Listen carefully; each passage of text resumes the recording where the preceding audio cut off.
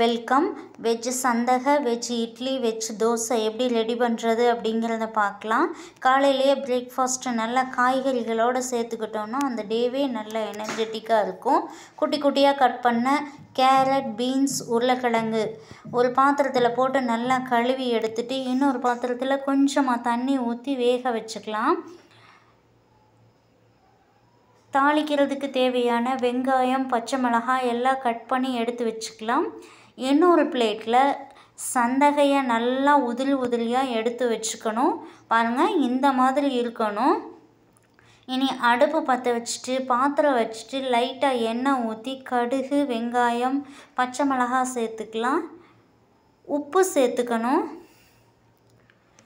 காய் சேர்த்துக்கலாம். வேக வச்ச காய்கள்லாம் சேர்த்துக்கலாம். இப்போது ரொம்ப அதிகமாக வதக்கிடக்கூடாது. இந்தளவு வதங்கினா போதும். ஈரப்பதம் இருக்கணும் லைட்டாக. இனி சந்தகை சேர்த்துக்கலாம். லைட்டாக மல்லித்தலை சேர்த்துட்டு நல்லா கலக்கி எடுத்துக்கலாம். அவ்வளோதான், சூப்பரான வெஜிடபிள் சந்தகை ரெடி. இனி வச்சு இட்லி பார்க்கலாம்.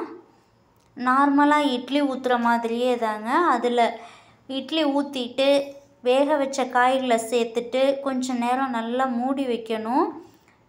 வேகட்டும். இப்போ பாருங்கள் எப்படி வெந்திருக்குன்னு. நல்லா சாஃப்டான சூப்பரான வெஜிடபிள் இட்லி ரெடி. பாருங்கள் எப்படி இருக்குன்னு. இனி வெஜிடபிள் தோசை பார்க்கலாம். நார்மலாக தோசை ஊற்றுற மாதிரியே தான். கொஞ்சமாக வெங்காயம் சேர்த்துட்டு மல்லித்தலை சேர்த்துட்டு வேக வச்ச காய்கள்லாம் சேர்த்துட்டு கொஞ்சம் வேக விடுவோம்.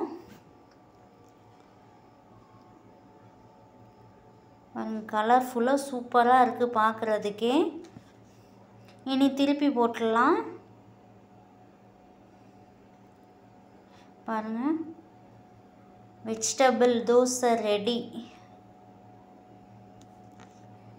இனி சந்தகை இருக்கு இல்லையா, அது நல்லா ஆறின பின்னாடி அது கூட தயிர் ஊற்றி நல்லா கலக்கி மிக்ஸ் பண்ணி வச்சிட்டோன்னா சூப்பரான வெஜிடபிள் கர்ட் சந்தகை ரெடி.